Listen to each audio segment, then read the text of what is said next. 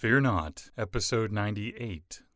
Hi, I'm Billy Atwell, and I believe that consistently facing your fears is the only way to realize your truest self and to make those confident choices that will help you to obtain your deepest held hopes and dreams.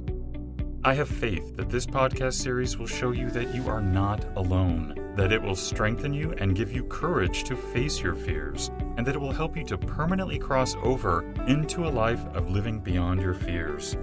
Join me on this journey as we listen and learn from others as they share their experiences in facing and overcoming their own fears.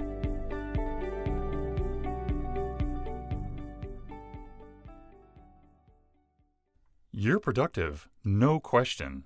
Sometimes you're flying faster than a tornado, but to what end?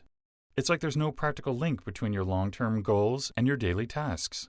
But what if there was a tool to keep your goals visible all year long and helped you stay focused on the critical next steps to accomplish them? Well, there is. Michael Hyatt's approach to work is day by day, week by week, and quarter by quarter. His new full focus planner connects the dots and lets anyone put this approach to work for them. It's like an insurance plan for achieving your goals. Ever since I've started using the full focus planner, it has helped me to stay focused and reach my goals. It complements my digital calendar and has replaced all other organizers that I was using. It facilitates easy goal tracking and review, so I never lose sight of what matters most to me. It prioritizes my tasks, so I'm always maintaining momentum on the activities that will help me to reach my goals. It optimizes my weekend for maximum rest and rejuvenation. It goes with me everywhere I go, from my studio to the coffee shop to the park, wherever. The Full Focus Planner will equip you to plan your year, design your day, and achieve your biggest goals. Want to receive a 15% discount on the Full Focus Planner? Visit livingbeyondyourfears.com and click on the Full Focus Planner button on the sidebar. Hello, everybody. Today you and I are going to be joined by Jeannie Graham Scott. Welcome, Jeannie. How are you today? Good. Glad to be here. Jeannie Graham Scott is a nationally known writer, consultant, speaker, and seminar leader specializing in business and work relationships, professional development, social trends, and criminal justice. She is the founder of Changemaker Publishing, which has published over 50 books in print, ebooks, and audio. She also helps writers and filmmakers make contacts with publishers and agents, and she has written and executive produced 5 feature films, TV series, and documentaries. She's received national media exposure for her books, including appearances on Good Morning America, Oprah, and CNN. Jeannie, can you take a few seconds to fill in the gaps and maybe give us a brief glimpse of your personal life as well? Oh, sure. Basically, I have a doctorate in sociology. I also do films, and I started off with doing some videos where I had a team of volunteers, and we did a whole bunch of these. I lived in Oakland and San Francisco when I did them. I spent some time in Los Angeles learning about the business, and now I'm doing feature films, documentaries, and a TV series professionally. Can we start off by having you explain what fear is, maybe give us your definition of it? Well, I see fears as, I guess, being afraid of something, feeling something is threatening you, something is dangerous, could hurt you, and so you're afraid of it. And I think the opposite side of fear might be anger, where you reach out and you're very angry about something, but a lot of times when you're angry, that covers up a fear that you have, and so you're angry because you're trying to get rid of a fear. You know, like you're angry at a person, but they're bringing up fears in you about you can't accomplish something, you can't do something. So fears can be personal, or they can be external fears about that you're going to be evicted from your house. I was just watching a series called 99 Homes. And so a lot of people are afraid that they're going to be evicted, or people will lose a job, and so they're afraid of what could happen to the future. So a fear is sort of something where I feel you can't control what you can do about something, or you can't control how other people are going to act about something. So you have a certain uncertainty or unsureness about it. I know that in your books, one of the ways that you discuss on how to overcome fear is through visualization. Would you help us to understand what you mean by that? Well, people use different terms to refer to visualization. Some people use it as your active imagination. The way I see visualization is you see pictures in your head of things, or you imagine things, or you some people see a screen, like you're a movie director and you've got a screen in front of you and you see things play themselves out. People visualize in various different ways, but I think it's basically coming down to seeing visual images in your mind.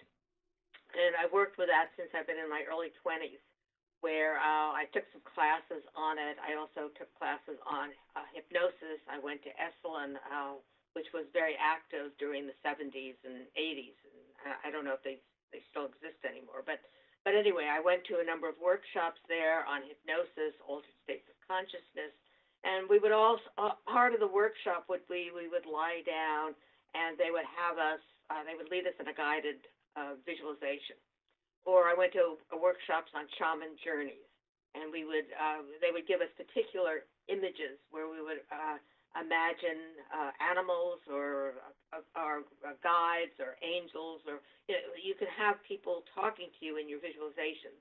So it's a way of, for many people, of seeing a visual image of a guide or the voices talking to you. So you see them visually. So I've done a number of books in which you use this technique of visualization for various purposes. And it's a little bit like athletes might do it to visualize themselves being successful at certain skills, and it helps you improve. So you can use it for a number of different reasons. So interrupt me if you have questions as I go along. But essentially, I've used it in terms of success in business, in terms of what do you want to get out of your life, how do you want to implement these goals, because you break down a goal to get there, various steps. And so my focus has been on using visualization for business success, self-development, professional development, whereas some people use visualization for health purposes, where you want to heal parts of your body. I've used that personally for myself, so if I feel like I'm getting a sore throat, I might visualize, healing energy coming to my throat so I don't come up with a cold.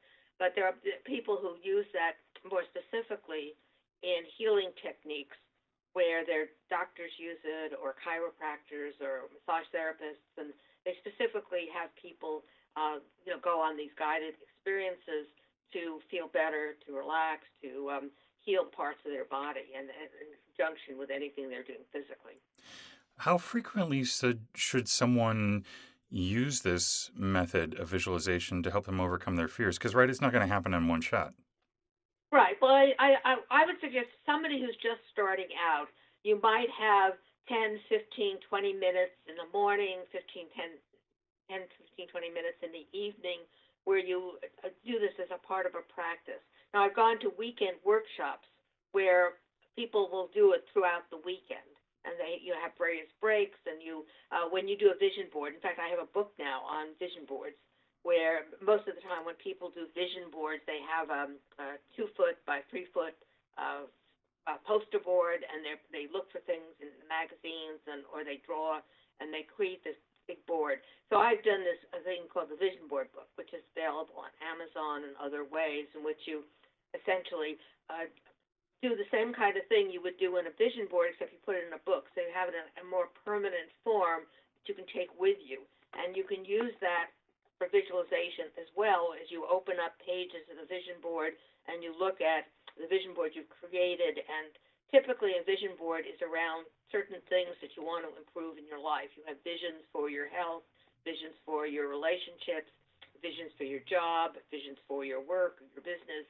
So you may have a number of different visualizations. The visualizations for money, sometimes people use that.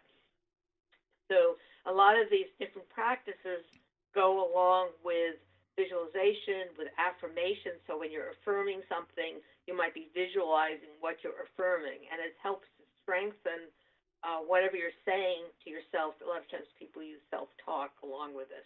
So visualization supplements that experience by adding pictures.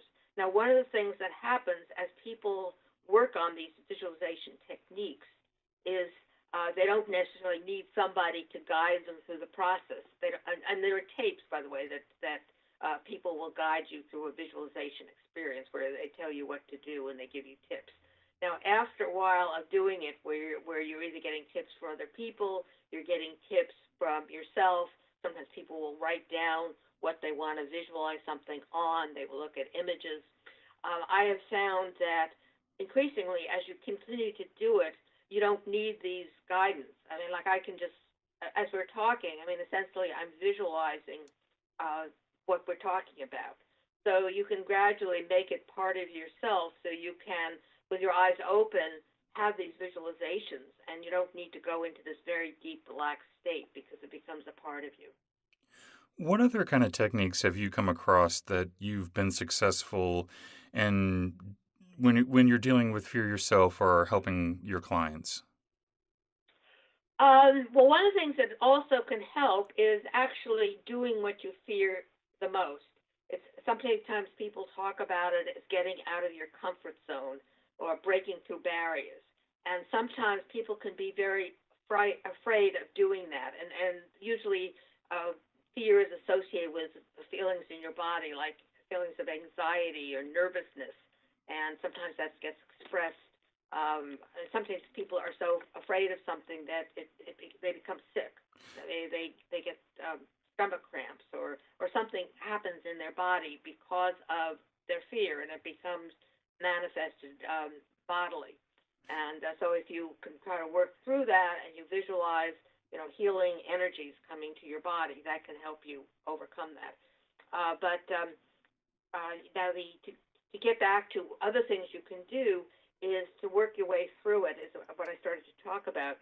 So if there's something you fear, there's a therapy where you gradually associate yourself. Somebody's afraid to go out of their house, so they may start them opening the door, and then they close the door. So you take little baby steps, and that's for somebody who's really agoraphobic. But if somebody is just sort of fearful of giving a talk, that you might start off with 5 minutes, or you may start off doing the talk in front of a mirror, or you start off with Facebook Live or with Periscope or something like that, where you can delete it, or you don't have, or you can wait before you go live, and you can just kind of rehearse it. Sort of like So building up an immunity. yeah, exactly. I mean, it's kind of conditioning you gradually to overcome it. Now, when I was much younger, I used to be really afraid of talking. And what I know one of the reasons that I was is because when I was a little kid, my parents used to criticize me all the time and saying, oh, you should say this, you should say that, you should. So after a while, I just stopped talking. So that gradually what I did is I joined Toastmasters, and then I would force myself into speaking. And so that opened me up to, then I had a job interview for an assistant professorship in Georgia. And so because I had those experiences, I was able to go through the interview successfully, and I was hired. And so sometimes giving yourself notes or things that will help to prepare you. So a speaker may go out with a note card, and they have little topics. They're not sure they're going to remember something. So they'll practice it in advance, and they have little keywords that tip them off about what they're going to say when. So you don't have to just simply go out there cold. So that can be a way, or you rehearse in advance in a non-threatening situation, and you practice, and over time, something that you're afraid of becomes something you become used to. So it's a little about like learning to drive. I mean, initially you may have your parent or somebody else assisting you, and then gradually you become more and more familiar with doing it. So you might be afraid of driving to begin with, but then you have this coach who's along with you.